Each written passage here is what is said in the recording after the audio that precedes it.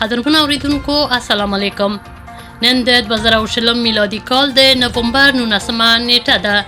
زه اسما کوکاړیم او تاسو ته د آل انډیا رادیو بهرنۍ خبرونو پښتو څانګې څخه خبرونه وړاندې کوم. پاملرنه وکړئ د خبرونو سرټکو ته.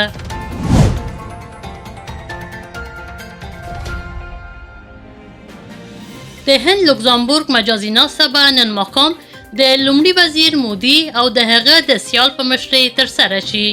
پاکستاني فوج د جموں او کشمیر په پنج ولسوالۍ کې د کنټرول لاین سره حمله کړې ده. د روغتیا وزیر ډاکټر هرشوردان د ویډیو کانفرنس له لارې په نیوي ډیلي کې د توبرکلوز یا سل ناروغۍ مشارکت بورډ 23مې غونډې ته وینا کوي. د جواهرلال نهرو پوهنتون په کنفرانس کې ولسمشر وویل چې هندي هویت زموږ میراث دی او د هغه پیاوړي کول زموږ دنده ده. لومړی وزیر نریندر مودي به نن د 2020 بنګلور ټیچ ناسته پرانیزي. د تشناب نړیواله ورځ نن ولمانځل شوه. بوینګ 937 ماکس ته د مرګونې حادثې 2 کاله وروسته د الوتنې اجازه ورکړل شوه. او وروستی خبر، پرون فیفا د 19 کلن څخه د ټیټ عمر ښځینه فوتبال سیالي چې د کووډ-19 ناروغۍ لپاره په شا اچول شوې وه او په راتلونکي کال کې ترسره کېده لغوه اعلان کړه. او اوس هم بشپړ خبرونه. لومړی وزیر نریندرا مودي او د هغه د لوکزامبورګ سیال ژیویر بیټیل به نن یوه مجازي غونډه وکړي.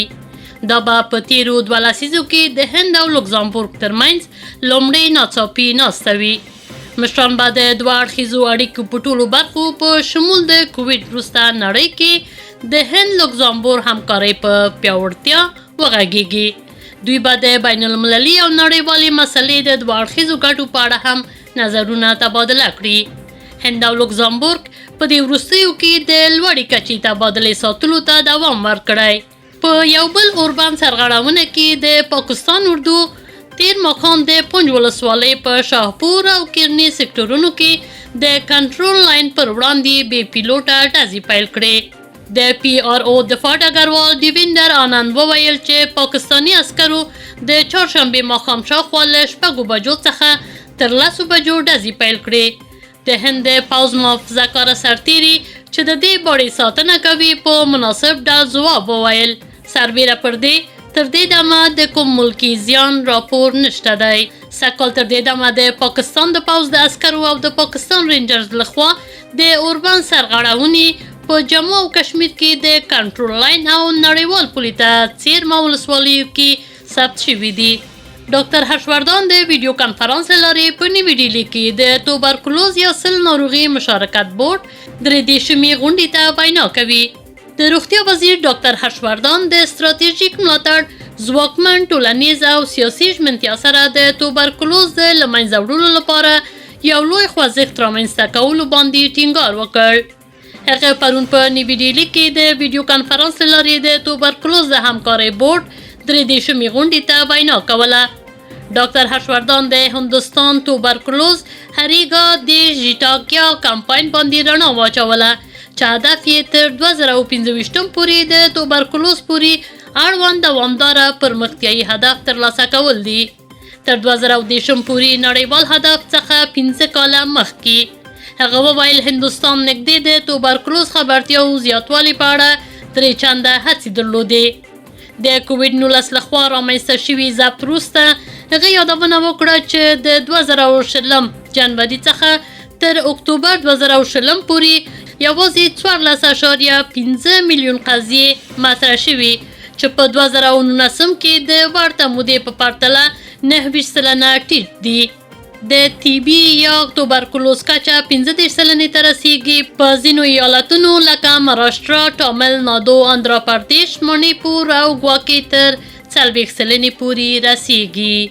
ولسمشر رامنات کوویند وویل چې د جواهرلال نهرو پوهنتون په څیر عالی پوهنتونونه باید د لاس لاندې ساتلو ځانګړي میکانیزمونو جوړولو او د زده کوونکو ټولنو ترمنځ نوښت ته وده ورکولو لپاره مخکښ وي. د ویډیو پیغام له لارې د جواهرلال نهرو پوهنتون څلورم کنفرانس وینا کې ښاغلي کوویند وویل چې د هندوستان له ټولو برخو او د ټولنې له ټولو برخو څخه راغلي زده کوونکي په GNU کې د زده کړې برنامې لپاره د مساوي فرصت فضا لري. ولسمشر وویل جواهرلال نهرو پوهنتون د هندي کلتور ټول ډولونه منعکس کوي او په پوهنتون کې د ودانیو، هوسټلونو، سړکونو او تاسیساتو نومونه د هندي میراث څخه اخیستل شوي دي. دا په خپل غوره کې د هند کلتوري او جغرافیایي عکس وړاندې کوي. ښاغلي کووین وویل دا هندوستانیت د GNU میراث دی او دا باید قوي شي. په لرغوني هند کې د تدریس او څېړنې عالي ماضي ته په اشارې سره ولسمشر زیاته کړه چې د نن ورځې ننګونو سره په مبارزه کې مونږ کولی شو د تاکشیلا، نلندا، وکرمشیلا او والبي پوهنتونونو څخه الهام واخلو چې د تدریس او څېړنې عالي معیارونه یې ټاکلي وو. هغه وویل د نړۍ له ګوټ ګوټ څخه پوهان او زده کوونکي د ځانګړې پوهې ترلاسه کولو لپاره د مرکزونو ته راغلي. لومړی وزیر نریندرا مودي به نن د ویډیو کانفرانس له لارې د بنګلور ټیک ناسته 2020 پرانیزي. د سرمشریزي موضوع راتلونکی اوس دی. دغه درې ورځنۍ ناسته به نړیوالې ساري ناروغۍ وروسته نړۍ کې راپورته شوي کلیدي ننګونو په اړه وغږیږي. دا به د معلوماتي ټکنالوژۍ او برېښنایي توکو او بایو ټکنالوژي په ډومینونو کې د مشهور ټکنالوژیو او نوښتونو اغیزو باندې تمرکز وکړي. د استرالیا لومړی وزیر سکاټ موریسن، د سویس د کنفدراسیون مرستیال ګي پیرملین او یو شمېر نور مشهور نړیوال شخصیتونه به پکې برخه واخلي. د غونډې اهمیت په ګوته کولو سره د کرناټکا مرستیال وزیر اعلی ډاکټر اشوت ناراینا وویل چې 25 هیوادونه په دې غونډه کې د فکري مشرانو، صنعتکارانو، تکنوکراتانو، څېړونکو، نوښتګرو، پانګوالو، پالیسي جوړونکو او ښوونکو سره ګډون وکړي. نن د تشناب نړیواله ورځ ده. دا ورځ د حفظ الصحې په اړه د پوهاوي رامنځته کولو او خلکو د تشنابونو کارولو ته هڅولو لپاره لمانځل کیږي. د څښاک اوبو او روغتیا ساتنې ریاست به د پاکو اوبو روغتیا ساتنې ته د لاسرسي په اړه د پوهاوي د لوړولو په خاطر د پاک هند میشن ګریمن تر لامل لاندې د تشناب نړیواله ورځ ولمانځي. په دې موقع به د جل شکتي وزیر گجندر سنگ شیکاوات غوره ولسوالیو او ایالتونو ته سوچ ته پراسکار جایزه ورکوي. د سږکال د نړۍ د تشناب د ورځې موضوع دوامداره روغتیا ساتنه او د اقلیم بدلون دی. د اقلیم د بدلون شدیدې اغیزې لکه سیلابونه، وچکالي او د بحر کچې لوړېدل د روغتیا ساتنې سیستمونه او د روغتیا خطراتو زیاتوالی دی. خوندي او صحي تشنابونه د کووډ-19 او نورو ناروغیو پر وړاندې قوي دفاعي میکانیزم جوړوي. په تیرو څو کلونو کې هند د پاک هند حکومت تر سیوري لاندې د خوندي او حفظ صحي روغتیا ساتنې چلند د تحقق لپاره د پام وړ ګامونه اخیستي دي. د متحده ایالاتو فدرال هوایي چلند اداره د الوتنې لپاره بوینګ 737 ماکس ته نږدې 2 کاله وروسته له هغه چې الوتکه لوېدلې وه د الوتنې اجازه ورکړه. د خوندیتوب ادارې اعلان وکړ چې د 10 میاشتني پوره بیاکتنې او جامع میتود څخه وروسته اجازه ورکوي. د نړۍ شاوخوا تنظیم کوونکو د ایتوپیا ایرلاین جیټ الوتکې له نسکورېدو وروسته د 2019 کال په مارچ کې ماکس ته وده ورکړه. دغه پیښه 15 میاشتې وروسته له هغه پیښه شوه کله چې د انډونیزیا لاین ایر لخوا یو بل ماکس الوتکه رانسکوره شوه. په دواړو الوتکو کې ټول 346 مسافر او د الوتکې عملې وژل شوي وې. د فدرالي الوتنې اداره وایي چې دوی باید د متحده ایالاتو هر هوایي شرکت لپاره د پیلوټانو روزنې بدلونونه تصویب کړي. او وروستی خبر، پرون فیفا د 19 کلن څخه د کم عمر ښځینه فوتبال سیالۍ چې د کووډ-19 ناروغۍ لپاره په شا اچول شوي وې او په راتلونکي کال کې ترسره کېدې لغوه اعلان کړې. دا لوبې په ترتیب سره په هندوستان او کوستاریکا کې سرته رسېدلې. فیفا دواړو هیوادو ته په 2022 کال کې د کوربه‌توب حق ورکړ. د کووډ-19 وبا په خاطر د فیفا شورا دفتر د فیفا سیالیو پورې اړوند یو شمېر پریکړې کړې دي.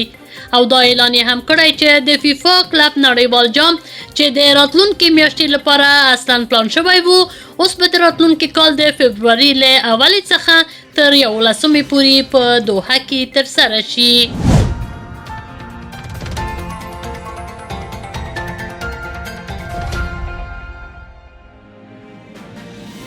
هند د پاکستان ډوزیر استراتیژي ردوي. لیکنه د اشوک خانډو، ژباړه او وینا د ممتاز ولی. پاکستان په تیرې اونۍ کې هند پر وړاندې یو لړ خندا ور تورونه پورې کړل. تش په نامه ډوزیر چې ورکې یو لړ تورونو تفصیل ورکړ شوی وو په یو ګډ اخباري کانفرنس کې د پاکستان بهرنیو چارو وزیر شاه محمود قریشي او د استخباراتي خدماتو د عام اړیکو لوی مدیر جنرال بابر افتخار له لوري خپور کړی شو. په دې کې ویل شوي دي چې پاکستان په یو شمیر فعالیتونو کې د هند د ښکیلتیا لرلو ثبوت ترلاسه کړی دی او پاکستان ته د ترهګرو لیږلو لپاره د افغانستان خاوره کاروي. دا خبره پر ګوته کولو لپاره هم بې ځایه هڅه کړې ده چې هند ځان د ترهګرۍ ځپلې په توګه وړاندې کړی. په واضح ډول دای په خپله د ګناهګار کېدو سره په بل تور پورې کولو معامله ده. دای په دقیق ډول هغه اندېښنې دي د کوم سره تیرو څلورو لسیزو راهیسې نړۍ د پاکستان په حواله لاس په ګریوانه ده.